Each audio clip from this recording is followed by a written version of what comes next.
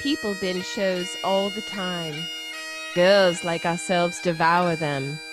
Children are put to bed early by their parents, hopefully to not be seen again that night. Housewives take the grocery money and invest in Stars to watch seasons 4 and 5. All episodes are consumed. Eventually. Welcome. Welcome, nerdy knights of the well-rounded table, to Bohemian Geek Studies, where we take extremely dorky dives into our favorite fandoms. I'm Lady of That Thirsty Lake, Sarah O'Connor. Welcome. Sláinte, everybody. I've got my gauntlets on today, too. They're very warm, so I might take them off momentarily. Glenn McMillan checking in. Colleen actually means a lovely young woman in Gaelic. You can. Ooh, you certainly are. Bonjour, it's your favorite French lassie, Flo Siegel. So the BGS ladies, through many very, very thirsty discussions, we purred a lot during the discussions, decided to begin a detailed dorky dive into the sexy historical world of Diana Gabaldon's Outlander, a Starz show adapted from novels.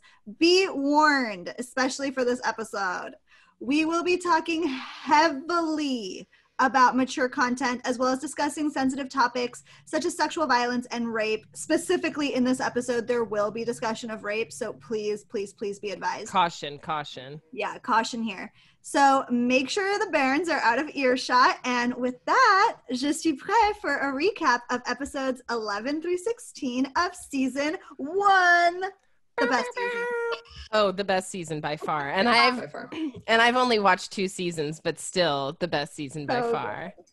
The show opens up on episode 11 to the witch trial against Claire and Geillis, with several witnesses testifying against them, including Leary, and one witness testifying for them. Shocking surprise, the priest. Ned does his best, but in the end, one of them needs to be sacrificed, and Geillis chooses herself, ripping off her clothes to expose her pregnant belly so that Claire can escape. But not before Claire recognizes the smallpox vaccine scar on Geillis' shoulders, that she, too, is from the future. That's what it means. Womp, womp, womp. Whoo! Really lucky they didn't make Claire show them her shoulder. That's very true, because she would have had a witch's mark too. When Claire and Jamie are finally reunited, Claire tells him all about the time travel, super duper sweet, and the failed Jacobite uprising. Jamie takes her to the Stones to give her an opportunity to go back to her time, which, oh my God. That was so good. She chooses not to and asks to be taken home to Lallybroch. Okay, before we talk about Lallybroch, can we just talk about the witch trial for a second? Oh, of course we wild. can. Of course, okay. Wild shit happening at the witch trial. That was like some of the best television I've ever seen in my life. Absolutely. I was on the edge of my seat the entire time. When the priest came in and was like speaking highly of Claire, I was like, oh my gosh, like I was not expecting this. Like, go priest guy. Yes. And then he like totally flips against her, and I was just like, she's gonna die. Like, yes, the stakes were never higher. I was like, all right, well, they say it's episode 11, but womp womp. I could not even believe it. And then when we saw Geillis's vaccine, I didn't even know what to do with myself. I was like, wait, there's other time travelers? Like, it blew my mind. And then when, spoiler, we find out that Geillis is not actually dead, I was just like, that blew my mind. When she shows up, I was like, how? Yeah. So I don't know. Out of this one. This is me going la la la la la, because I don't know any of this, y'all. Like, I will say, when I watched Geillis, like, you kind of got the sense that something witchy was afoot, and I kind of thought that she might have been a time traveler, but it wasn't until the smallpox vaccine that it really confirmed it for viewers. I had no idea. Like, I thought she was like a really like witchy chick, like the kind who would usually be burnt. Yeah. But I had no idea. She looks like the kind of lass who could get burnt. Yeah, you would just barbecue her or whatever. But like, I was not expecting the time traveling stuff. And then when we see her later in the future, in the 60s, I was just like, this is blowing my effing mind. And she, like, helped me with my recollection. She was still, like, Dougal would have been proud because she was talking about the Bonnie Prince Charles and wanted to get back. Like, again, she had a mission and that was going to be her mission. Yeah, she was like a super Jacobite Scottish nationalist. And so she was all from, you know, the 1700s or whatever to the 1960s. She like did not change her tune. Yeah.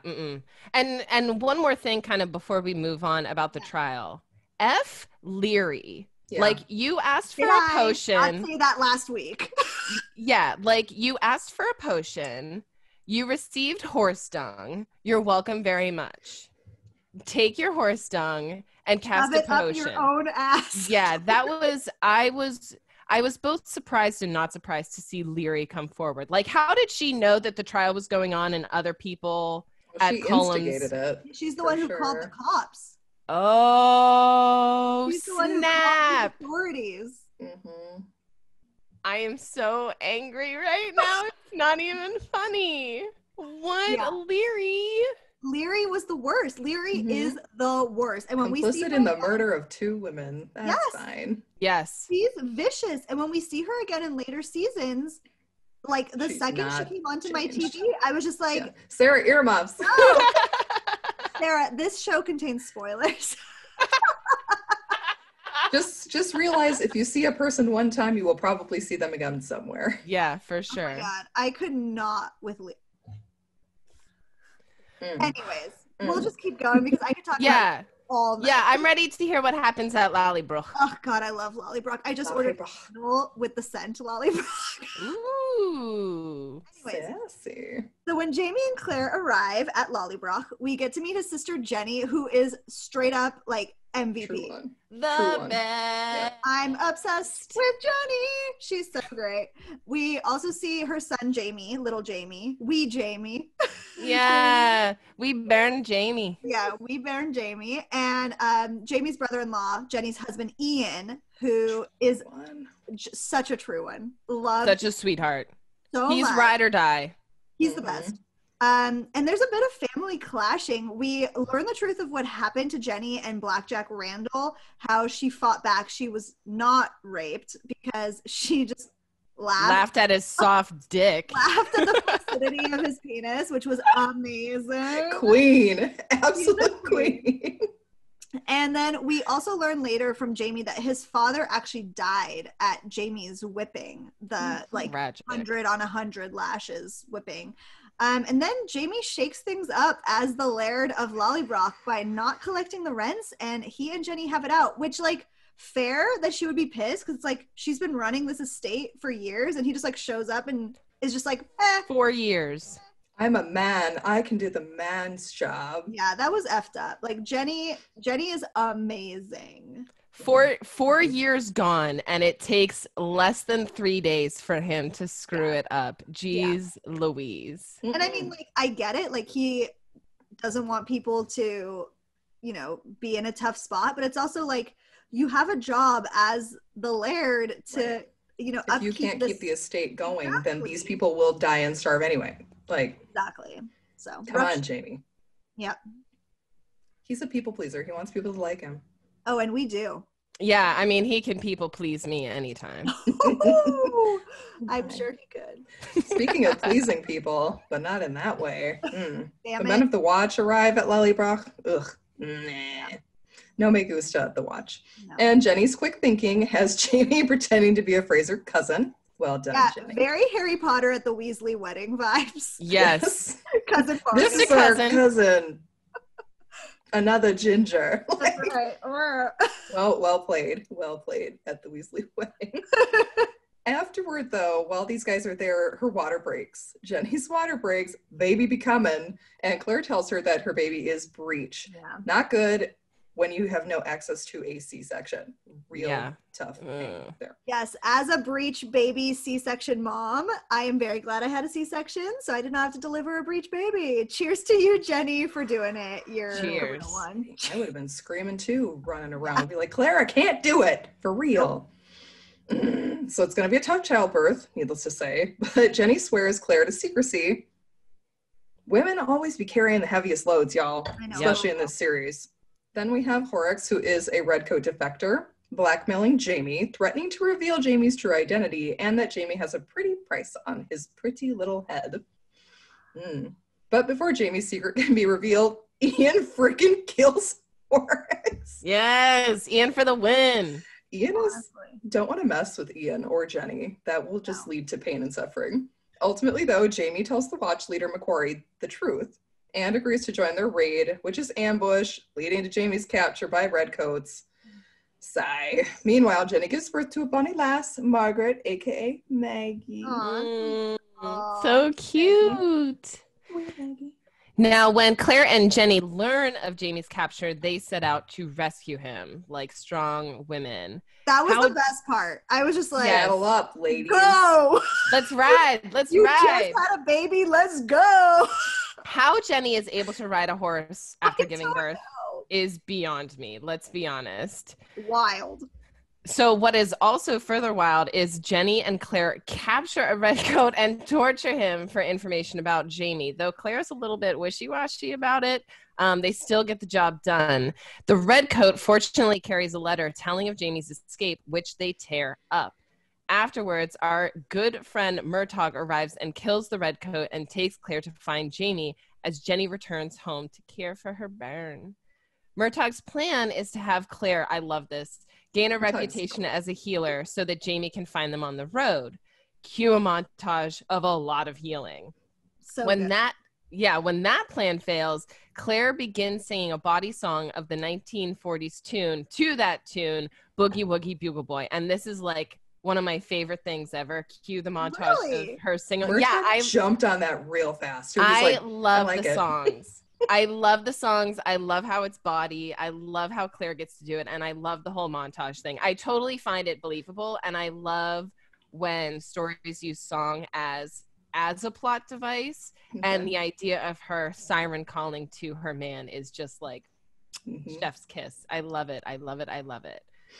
Dougal hears this bawdy little tune and sends them a message pretending to be Jamie. And ultimately, when they reunite, tells them that Jamie has been recaptured, tried, and is awaiting his flipping hanging at Wentworth Prison. Dougal, being the kind, magnanimous man that he is, proposes to Claire, and Claire agrees to marry him if she fails at saving Jamie. Fortunately, some of Dougal's men agree to help her rescue Jamie. Okay, so before we go on, I just want to say, fuck you, Dougal. Yeah. Yeah. Thanks, Uncle Dougal. Really nice. For nothing. And then I also think it's so interesting that you loved the Boogie Woogie Bugle Boy. I loved it. Because that was like my least favorite part of the season. No! Yeah. Why? Tell me why. Tell me why. Okay, I don't believe you. Anybody who listens to our Mando pods will definitely know why. It's a side mission, and I couldn't it's not a side. They're trying to find Jamie. Mission.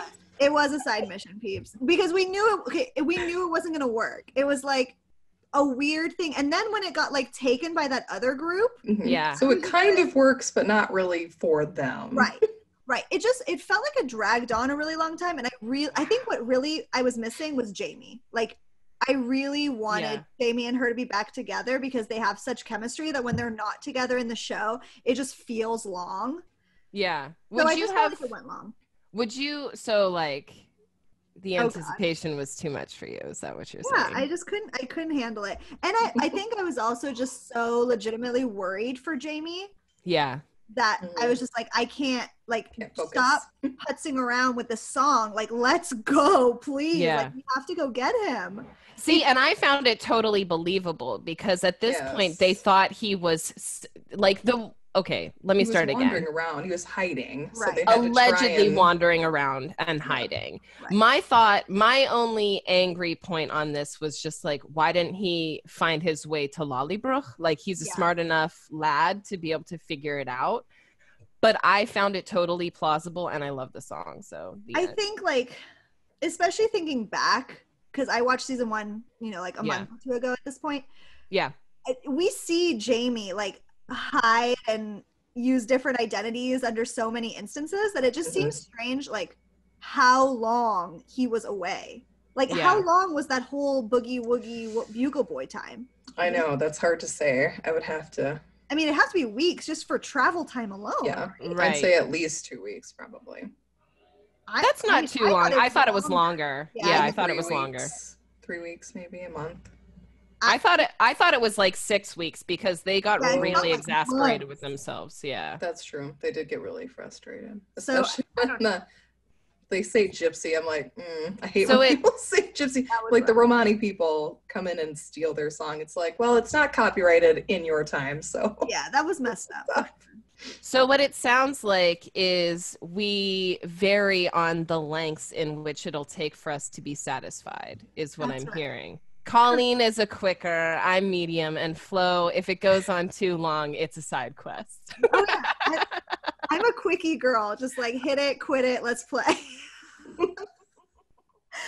Well, Flo, what happens next? Yeah. Well, next is like the absolute pinnacle of the season.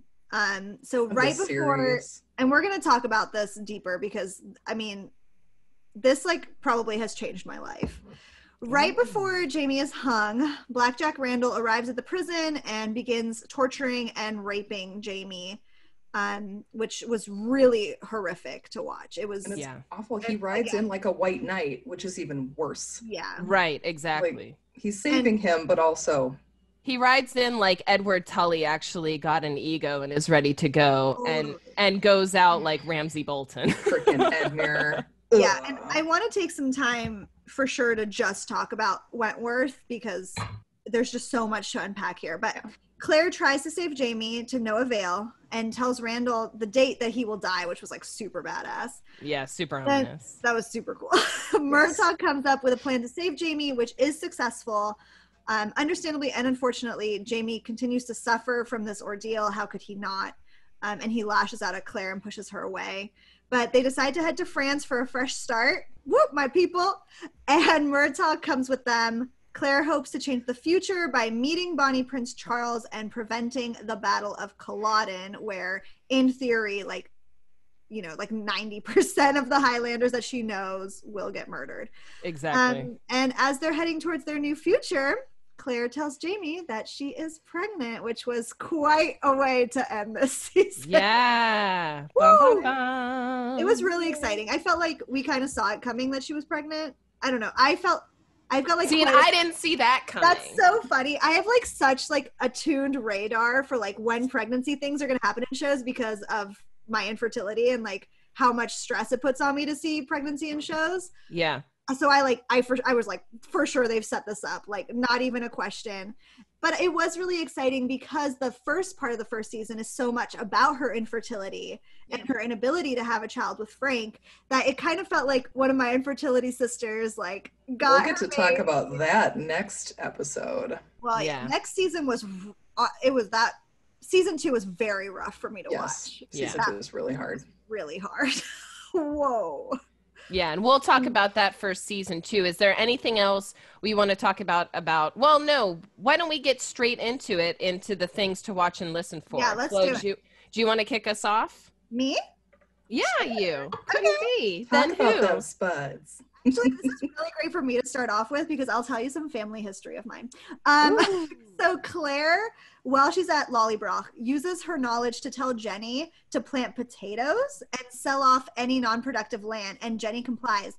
And so obviously like this has to do with potatoes helping with like famine because people at that time did not really plant potatoes that much. Potatoes were considered like food for pigs and kind of like for slop. So actually, my maiden name is Parmentier or Parmentier, and my ancestor was the person who discovered that people should eat potatoes. What? Yeah, and so he actually like had guards stand around a field so that people would think that they were guarding something really precious. Precious. And it was a potato crop, and so other people would steal it and then be like, "Oh my god!" So these are delicious. Well, thank your ancestor, because I'm a little piggy for those potatoes. Like I'll be a little pig. This would be a problem in Ireland shortly after this, but that's for now. It does help. Like this is usually a very hardy crop that can survive almost anything. Yeah, it's a good one. So good job, Claire. Yay, Good job, Claire. Sarah, do you want to talk about the Boogie Woogie Bugle Boy because you love it so much? Yeah, we'll just drop this little tidbit. That little jazzy song is from the 1941s and Andrew's sister's song that Murtaugh develops into a more Scottish inappropriate when it comes to lyrics. It's not necessarily appropriate in the modesty area as long as it's covered on this podcast, though. It is good as gold. It's good. Yes. It's Long, delightful. but So body. Yeah. I love a body, like, old-fashioned song. Absolutely. I just love that she was wearing pants. I was like, yes, girl, wear those pants. Yes. And she wears pants later, too, when they get Jamie back. I was like, girl, rock those pants. Yes. So no one tells her not to. Colleen, why don't you do the next one, love? I love these guys so much. The Highland Coos. This breed of rustic cattle was definitely around during this time. They are very shaggy. Like their hair hangs over their eyes. They're so cute. Oh my gosh. And they're adorable. And they trample Blackjack Randall faster than you can say, hey, Highland Coos. It's a Highland cow, by the way. They just say Highland Coo when you're in Scotland and touring around and you see them and you're like, can we go and pet the cows? I love that. And they let you pet the cows. That scene, I will say, like, that cow trampling scene at Wentworth kind of played for comedy. Oh, yeah. Oh, for sure. We needed a little lightning of the door mood. falls over. It's just like, it was like a cartoon. Yeah, Yes, very Wile E. Coyote. Yes, Mhm. 100%.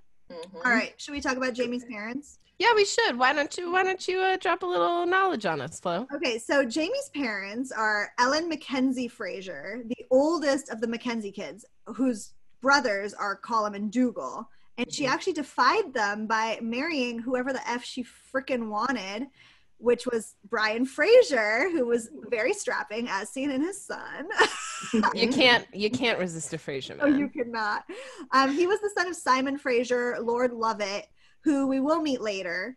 And equally determined to live the life he wanted, he defied his father and married Ellen. So, like, a really nice romance story there, you know, kind of like wrong side of the tracks come together, Romeo and Juliet. Wrong side of the potato field. Potato farm. Everybody loves Ellen. This is kind of like a Lily Potter situation where everyone loves her, except for Lord Lovett, but that's because he just wanted Brian to marry somebody else. But like Murtaugh loves her. The guy that made the pearls for her likes her. Yeah, Murtaugh loves her. The pearl guy is like, Ellen Mackenzie, I made these pearls for her wedding. And I'm like, dude, slow your roll. Okay, can we talk about that for a second? Yeah. Murtaugh was like into her, right? Yes. That's what I thought too. And this confuses me because Murtaugh looks of similar age to Jamie, but apparently he's older. He's like Brian Mackenzie's age. That really blew my mind. I did not realize he was that old and could have had a crush on Ellen. I was really surprised at that. Okay, but Colleen, he definitely does, like in later seasons, right? Like it's verified because when he talks to Jocasta in like seasons 4 and 5, that's a thing. La la la la la. Okay, just checking. Because I was always like, I think he loved her, and like that's why he's guarding Jamie with his life. I mean, obviously he made her a vow as his godfather, but it felt like it was more than that. Like it was almost like a healthy Snape Lily situation. Yes, very much. He's the anti-Snape. Right. I thought Protect that the son. I thought Murtaugh confessed to Claire he liked Ellen in this season. That's how I know of it. The tusk bracelets. Right, exactly. Cool. Forgot about That's when they kind of had their little bonding moment when she's like, you loved my husband's mom. Takes out this is your mama's jewelry. Yeah. So good. God, I love Murtaugh. Well, speaking of Frasers, their surname is believed to be derived from Norman French, and it's supposed to mean of the forest men. So, you know, they've got wood. So there's hardwood. Wow.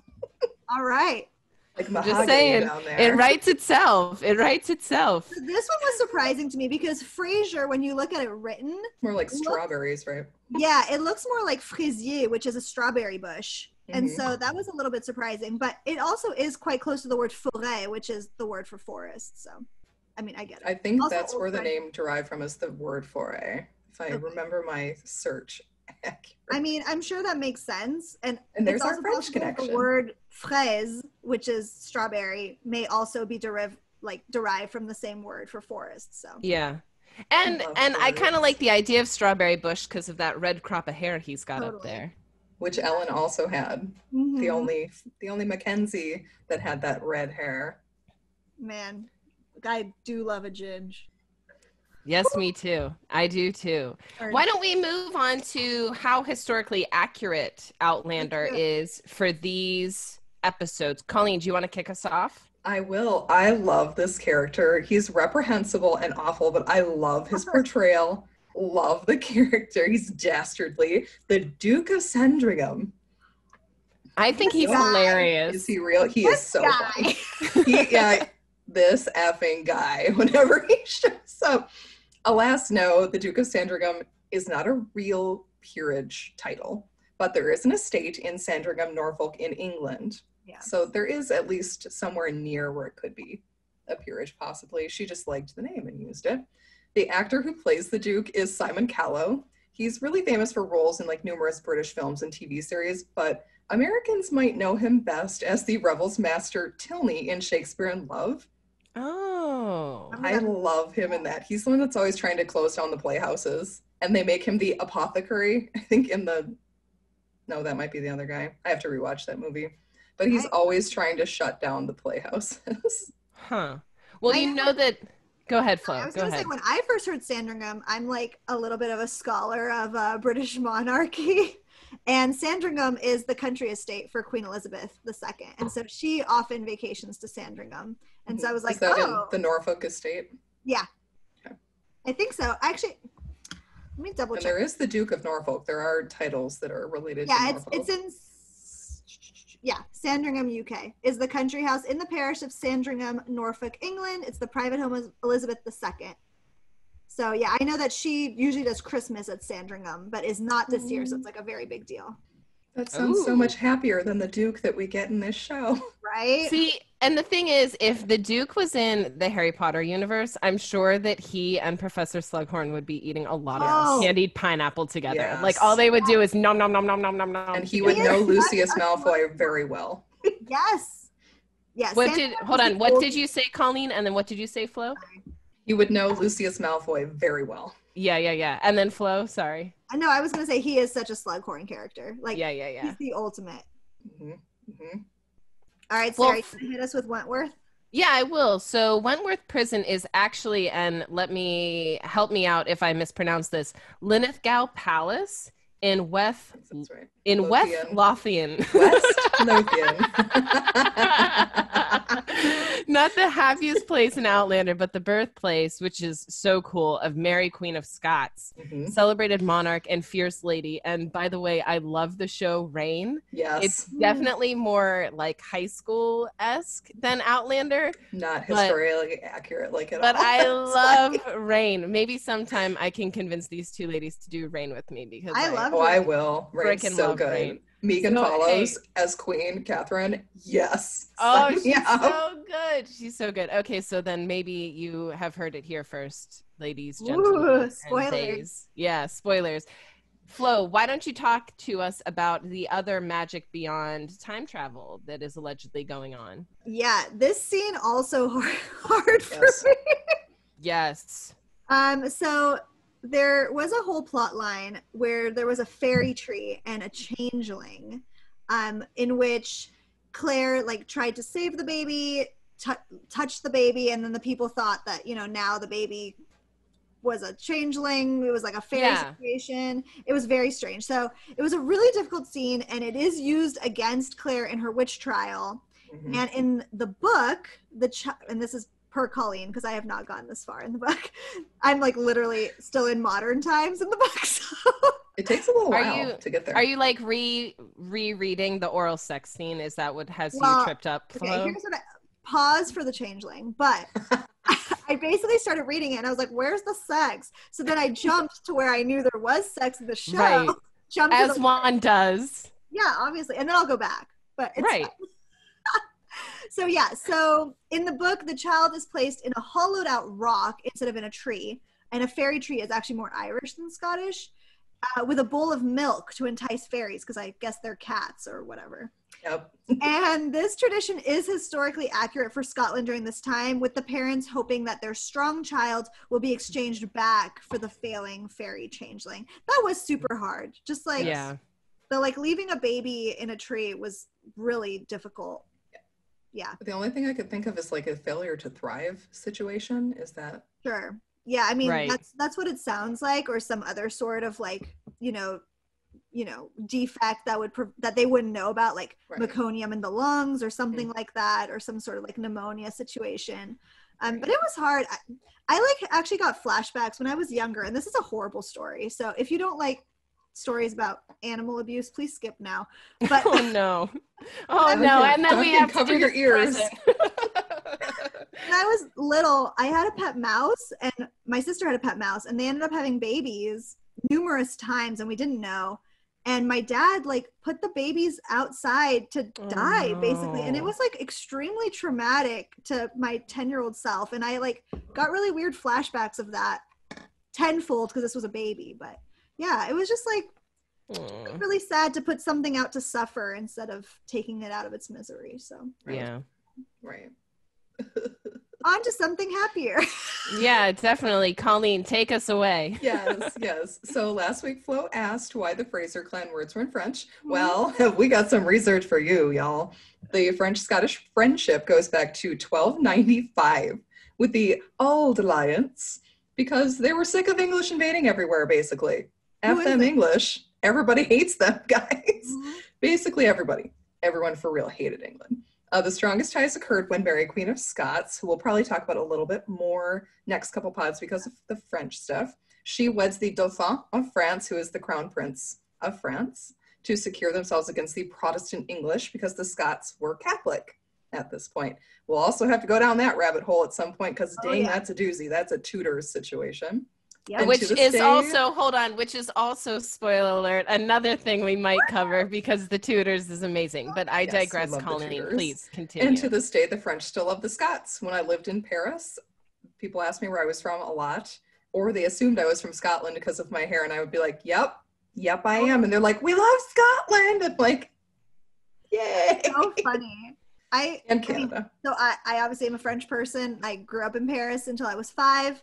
And I went back a lot, and I have never heard anything about Scotland, like, ever. Like, nobody in my family has ever been like, well, where have you been, Flo? Come on, Scotland and France, BFFs. Well, to be fair, I'm like, because I spoke English and had the hair, they were like, sure. Scotland. Yeah, that makes sense.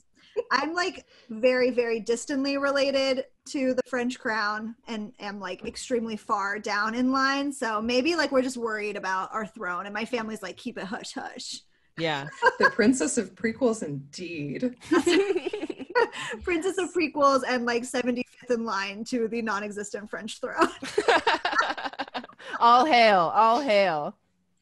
So yeah, I mean, now I think would be probably a good time just to talk about that Wentworth sequence that we see. And we see it over what, 2 episodes? 3 episodes?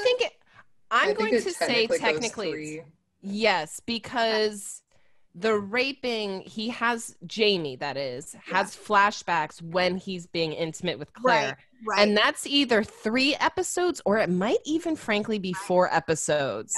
Yeah. So that was particularly rough, that they just kept bringing it up. It kept going. And I think that was very difficult, but also very powerful, just to show the lasting impact of that experience. PTSD. Yeah. This was definitely the first male on male rape scene that I had ever seen on TV, or I think in anything, even like in books. That was shown this graphically. Because think Shawshank Redemption, if I'm not mistaken. Okay, then yeah, you're right. For a rated R movie, really pulls back from that. They don't show it very much. Well, this show like really pulled in. Like, they really did. Yeah. You couldn't have gotten closer if you freaking put your hair over Jamie Fraser. Yeah. It was very eye-opening how many rape scenes I had seen where women are raped, and how few I had seen in which men are raped. And it made me think about just the kind of like flippant nature that society kind of has had now with portraying women as being sexually assaulted or raped in shows and popular media. And this was obviously a horrific event, but it was like, I struggle to say nice, but like an interesting turn, that this was something. An overdue turn. Because even like Game of Thrones doesn't touch on this. No, subject. right. At all. Even when we see Theon's, absolute mutilation, he's still not raped. And it's not when it gets to the sexual point, like when he is like castrated and I think he gets like his whole penis cut off, right? Well, he was almost raped by one of Ramsay Bolton's men. Right, he was. No. And he was almost raped by Ramsay Bolton's men, okay. but Ramsay shoots the guy with an arrow. Oh, right. And acts like a savior. Right. And then, as Colleen says, it was a rape, but not a rape with the women. Yeah. Because there was perceived consent, and then consent was taken very quickly away. Yeah. Yes. That seems also really rough. But it is really rough, but even then they like pulled away from it as soon as it started to get too sexual, whereas Outlander really just like was persistent at making us watch it. And I'm really messed up by that Wentworth sequence, but I'm also very thankful that I have had my eyes open to this. Like, this is not something that I thought I would see on TV during a pandemic. And it was a really powerful set of episodes. Yeah. Yes. And all of the kudos to Sam and Tobias for doing those scenes. The acting was incredible. The acting was incredible. I was absolutely terrified. And I warned Brendan, he was watching those episodes with me, and I said, like, you've been coming in and out of Outlander. These next ones are pretty graphic. Yeah. It's the toughest in the series. Oh, easily. Because like we said before, when we were comparing the warnings at the front, even when like spoiler Brianna gets raped later and Claire gets raped in a very graphic scene in season 5. So spoiler on that, Sarah, sorry. But, no, it's not okay, but it's okay. It's endemic for the whole series. I mean, there's a lot of characters that get sexually assaulted. Yeah.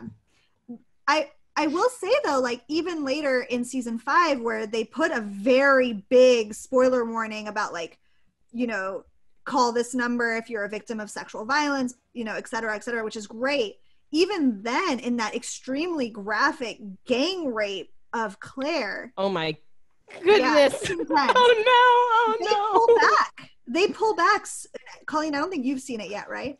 I have not seen it. I knew it happened because of the reading of the book synopses. Well, but I can tell you they pull back a lot. Like we do not see it anywhere near as graphically as we see Jamie's rape by Blackjack Randall. And it does not go on forever. And it's the same with Brianna, and it's the same with Mary too, right? Where they pull back. Yes. And let's not forget about Claire's rape in season 1. Yeah. Like, I don't think we actually covered it last episode. Right. When Jamie and her are being intimate, like in the meadow.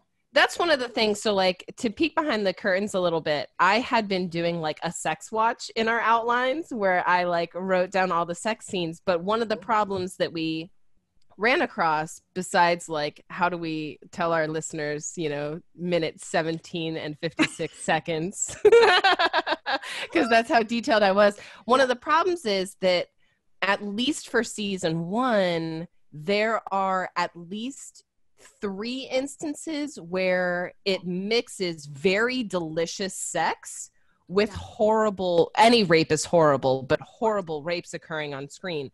Yeah. So I found that to be not confusing, jarring, but in a way confusing, because it gets you all warmed up with the good sex and then the rape comes out of nowhere. Yeah. It's a bait and switch. Like, what happened, Diana Gabaldon?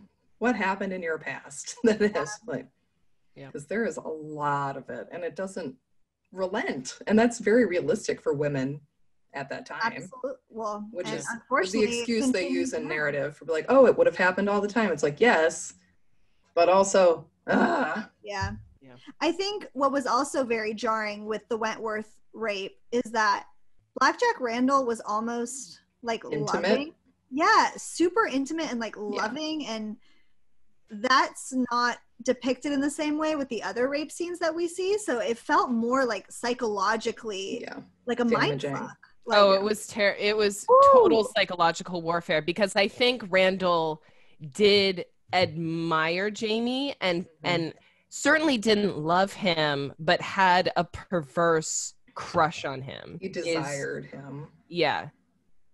There's all kinds of weird effed up stuff with Randall's brother too. That's like there's a whole lot of family therapy that needed to happen in that family. I think that Randall almost used him like a whipping boy. Like, I'm going to do this to you because I have these like sexual, what he would consider like urges or like messed up things, which like obviously like it's not, but because he couldn't act out on being like openly gay, he like had to do this horrible thing to Jamie, and it was like, I'm punishing you for this thing that is within me that has nothing to do with Jamie. And we see, you know, a separate gay relationship with John Gray. I love Lord John Gray. Is so loving and giving and wonderful, and he desires Jamie deeply, but like it's just a completely different way of dealing with these like inner urges with Jamie, and it's very different. It's very interesting how the show does that. Yes, and they're both highborn men. Yes, and yes, their family dynamics are probably very different, but it's not like Blackjack Randall is coming from a very low place on the totem pole, because you could say, oh, well, Lord John handles this way better, like way better than the repressed nature of Blackjack. Like, well, John Gray is a king. Oh, we're gonna be talking about Lord John Gray in the coming pods. Talk about John Gray, because we stand John Gray so hard in this house. My husband is obsessed with John Gray. John Gray he gets his own series, book series. That's what I hear. When I heard that, I was like, wow, I'm buying John Gray books. Everybody loves John Gray. Before we talk about John Gray any further, since that's in a future pod, we still need to talk about the spanking scene. And to remind listeners, this is something that we didn't get to cover from last week's episode, but lest we ourselves get spanked for not covering this portion of the scene. To remind listeners, Claire had tried to escape and run away to get to the rocks to return to her husband, and she was taken by the Redcoats, and they eventually got Claire back, like the Murtaugh gang. And so all of them are really PO'd at Claire for putting everyone at risk. And so they tell Jamie, like, you need to get your shit together. Get your woman in line. Collect your woman. Her in line. And what that meant was corporal punishment. And so Jamie ends up chasing her around the bedroom and spanking her. Yeah. It's a really tough scene. In the book, it's not great either. And they play it kind of for comedic effect.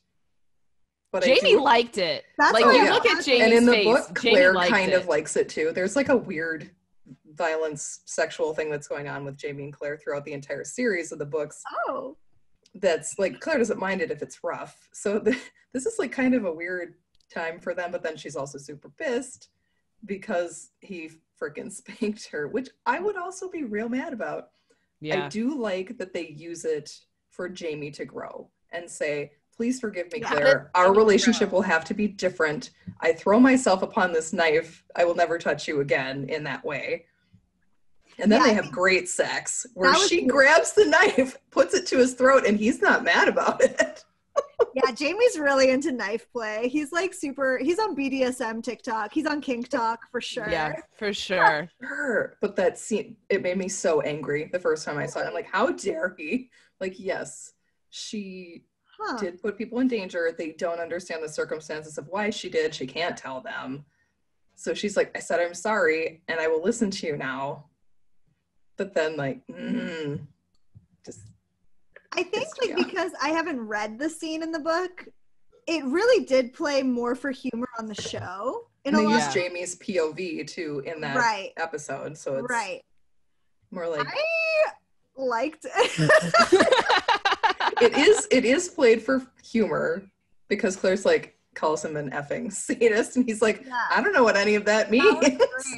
I like how he later finds out what it means because he asks her. The more you know. Bring. Bring.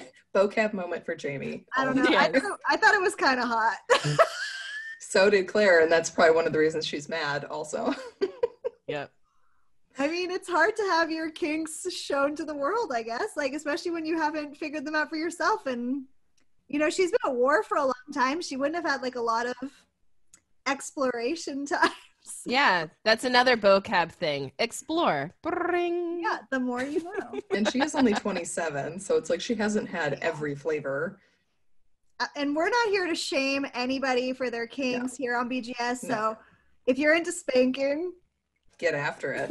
I was more mad that he was doing it as a punishment instead of like a gratification thing. There was a lack of consent there for sure. And so I think that's the main issue for sure. It's not the spanking in itself. It's the fact that there was a power imbalance. Yeah. And there wasn't an ability for her to fight back, not against those muscles. Yeah, totally.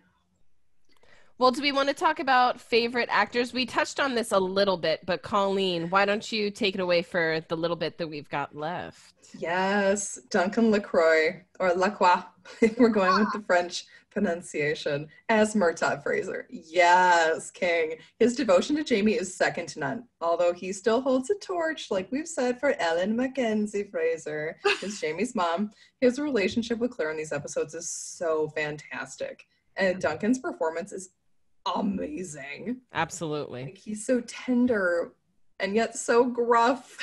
It's like he's genuinely that guy who's like on the outside like, I don't like anybody, but on the inside he's a big old golden marshmallow. Absolutely. He's a teddy bear for sure. I love him. And if you get his loyalty, it's like forever. He will never ever leave you, which I love about Murtaugh. Like, yeah, he's so great. I just love him in later seasons too. He's a winner. Well, he does a good job of appearing smaller, because Murtaugh in the books is supposed to be fairly short, and Duncan LaCroix is like 6 feet or taller. Oh wow, I would not have thought that at all. No, me either. I was like, you're doing a really good job of appearing smaller.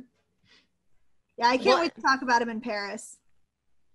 Yeah, buddy. I started watching that, so I do know a little bit about it. But I think this is where we should leave it today. Leave it a little tantalizing for 2. And thank you so much for being with us. And come back next time when we continue exploring Outlander and other geeky goodies, like our new series where the whole team is exploring The Mandalorian Season 2. And remember, folks, regardless of whether you're listening on our podcast, you can see us on YouTube. And if you're watching on YouTube, you can start listening to that podcast. Either way, leave us really nice reviews because we love reading them, and tell other friends to join in the geekiness. Remember, you can check out our website at bohemiangeekstudies.com, where you can watch all of our episodes and enjoy Colleen's book corner, where she's reviewing Star Wars literature. You can also send us your theories and queries via email and social media. Either way, until next time, raise Jamie Fraser's saber way up there and keep he's raising episodes streaming. Bye, guys. Bye, everyone. Bye.